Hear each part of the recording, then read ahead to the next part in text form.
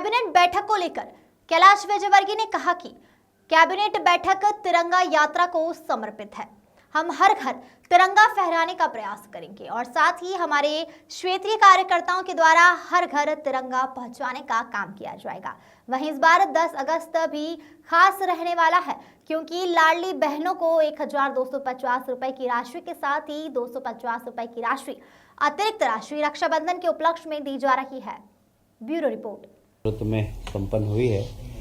आज के कैबिनेट को तिरंगा यात्रा को समर्पित करके आज बैठक प्रारंभ हुई और जैसे हमारे देश के यशस्वी प्रधानमंत्री जी ने घर घर तिरंगा, हर घर तिरंगा ये कार्यक्रम दिया है, इसको मध्य प्रदेश में बहुत धूमधाम से मनाया जाए।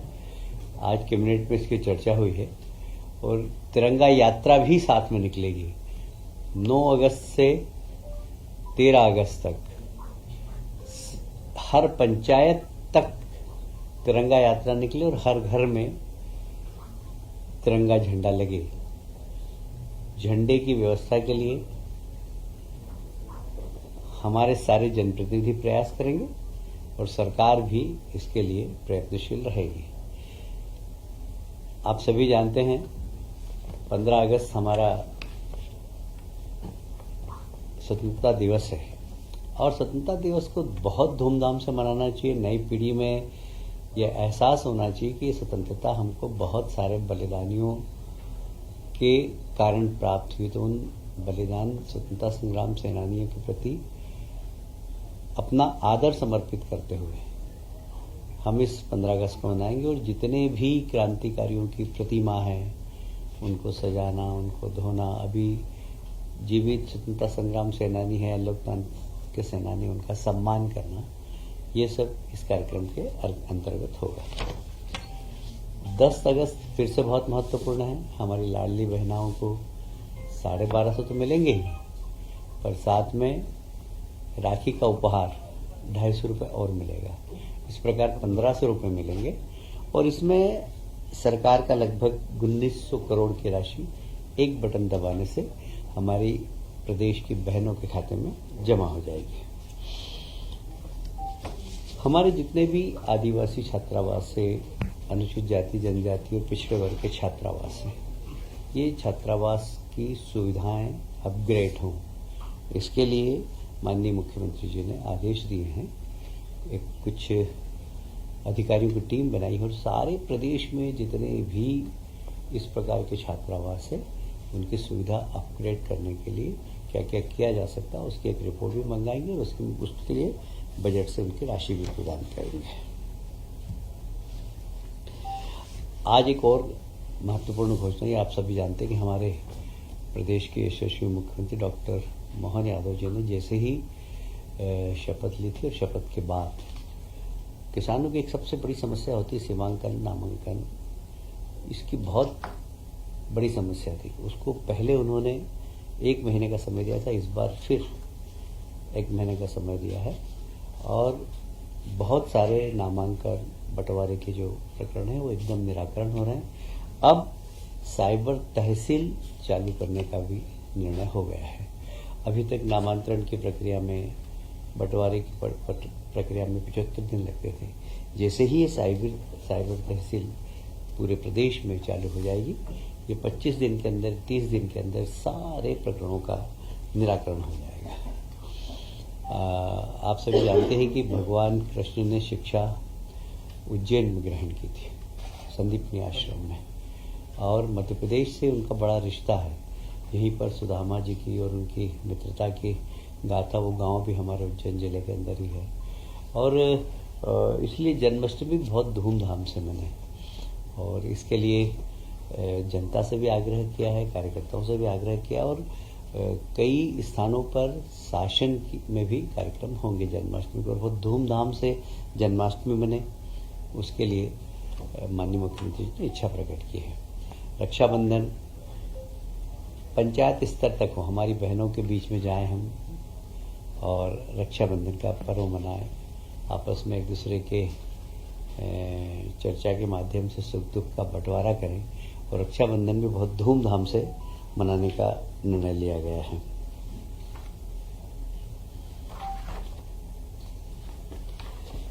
आज माननीय मुख्यमंत्री जी ने घोषणा की थी कि जितने भी हमारे लोकतंत्र सेनानी हैं, आप सभी जानते हैं कि इस देश में प्रजातंत्र की हत्या हुई थी 25 जून को, जब आपातकाल लगा था और सारे देश को जेल बना दिया था श्रीमती इंदिरा गांधी ने। वे सब लोग जो आज प्रजातंत्र की दुहाई देते हैं, उन लोगों ने ही प्रजातंत्र की हत्या की थी। उस समय पूरा देश जेल बन गया था और बहुत सारे उसमें से निरपराध लोग 24 महीने जेल में रहे, 18 महीने जेल में रहे। उनको लोकतंत्र सेनानी के नाम से सम्मानित किया गया था और उन्हें मानदेय भी दिया जा रहा। अभी लगातार हमारे बीच में से ऐसे लोकतंत्र सेनानी जा रहे हैं, तो उनके अंतिम संस्कार में 10,000 रुपये शासन देने का निर्णय लिया है और राजकीय सम्मान से उनकी अंतिम यात्रा निकले, ये महत्वपूर्ण निर्णय सरकार ने लिया है। देखिए, हमारा प्रदेश एक प्रोग्रेसिव प्रदेश है और जिस तरीके से लगातार एक डायनेमिक तरीके से व्यवस्थाओं में परिवर्तन हो रहा है, तकनीकी आ रही नहीं। कभी किसी ज़माने में आईटी का इतना उपयोग नहीं होता था, आजकल आईटी का उपयोग होता है। उस हिसाब से अब हमारे कार्य आवंटन में भी उन सब चीज़ों को ध्यान में रखते हुए अभी हमने अलग अलग विभागों के कार्य आवंटन की व्यवस्था को सुधारा है, परिवर्तन किया है, जिससे कि और तेज गति से काम हो सके। हमारा प्रदेश सुधारवादी प्रदेश है और हम तकनीकी का अधिकतम उपयोग कैसे करके एक पारदर्शी सरकार चलाए, जिसका कि हमारे देश के प्रधानमंत्री हमेशा कहते हैं कि डेमोक्रेसी में पारदर्शी सरकार का होना बहुत ज़रूरी है। तो ये तकनीकी के माध्यम से जो पारदर्शी सरकार चलाने का हमारा प्रयास है, जैसे मैंने कहा कि पहले कभी एक प्रधानमंत्री जी हुआ करते थे, राजीव गांधी जी ने कहा था 1 रुपया भेजते हैं हम, 15 पैसे ही पहुँचते हैं। अब 10 तारीख को 1900 करोड़ रुपए का बटन दबाएंगे हमारे प्रदेश के मुख्यमंत्री और 1900 करोड़ रुपए हमारी बहनों के खाते में पहुंच जाएगा। ये नई तकनीक का उपयोग और पारदर्शी व्यवस्था, इसी दृष्टि से हमने कार्य आवंटन में भी थोड़ा सा परिवर्तन किया है।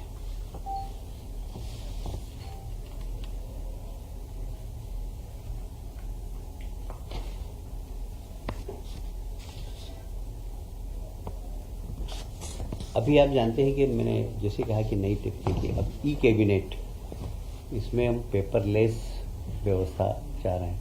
पेपरलेस व्यवस्था मतलब समझ लीजिए कि यह ग्रीन स्टेट की तरफ बढ़ता हुआ हमारा एक कदम है, क्योंकि 1 टन कागज में 17 पेड़ कटते हैं और इसलिए कागज का उपयोग कम से कम हो, ये बहुत ज़्यादा ज़रूरी है। और ई कैबिनेट प्रणाली के अंतर्गत हमने थोड़ा सा शासन के जो कार्य नियम है उसमें संशोधन किया है, जिससे कि ई गवर्नमेंट, ई गवर्नेंस ये हो सके।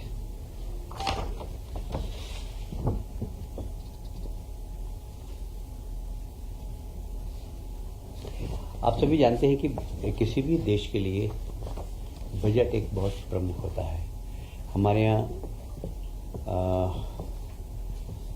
वित्त विभाग की 2 संस्थाएं थी, FMIS और EPAU।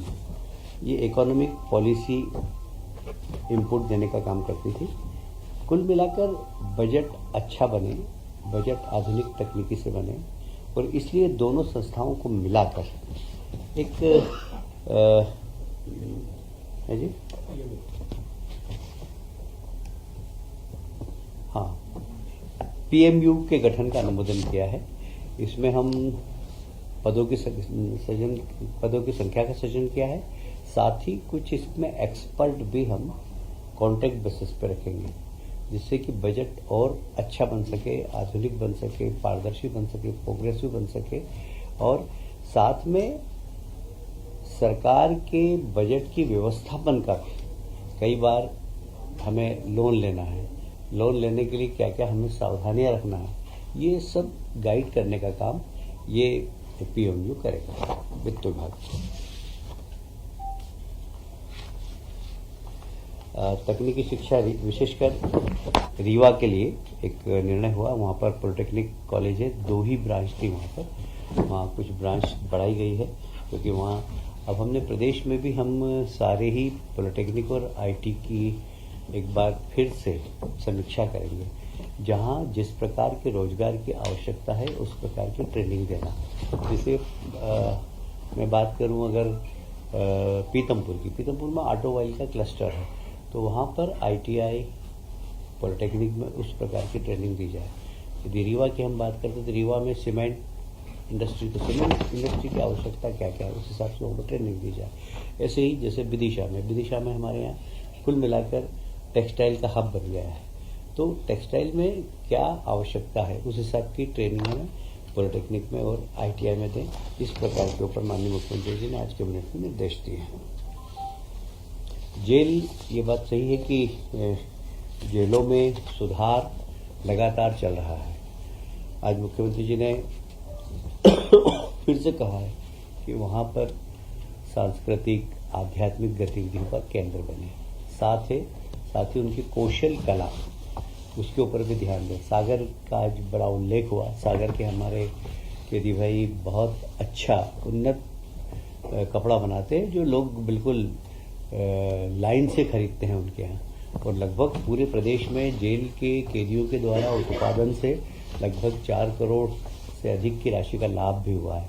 हम उनको किस प्रकार जेल सुधार की योजना कर सके, उसके लिए एक कमेटी भी हमारी, विशेषकर हम जेल के अंदर योगा, आध्यात्म, इसके ऊपर फोकस करेंगे और उनको तकनीकी शिक्षा भी देंगे, जिससे कि वे स्वयं का रोजगार कर सकें, जेल का वातावरण सुधारें।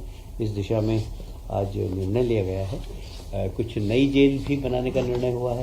जो नए जिले बने हैं उनको वहाँ पर नई जेल बनाए, जैसे मैहर नया जिला बना है, वहाँ पर एक जेल बनाने का निर्णय लिया। ऐसे बुरहानपुर के अंदर एक जेल बनाने का निर्णय लिया।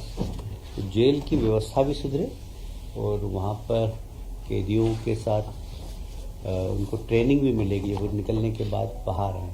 दूसरा, ऐसे कई गरीब कैदी हैं जो छोटे छोटे दंड नहीं भरने के कारण जेल के अंदर है।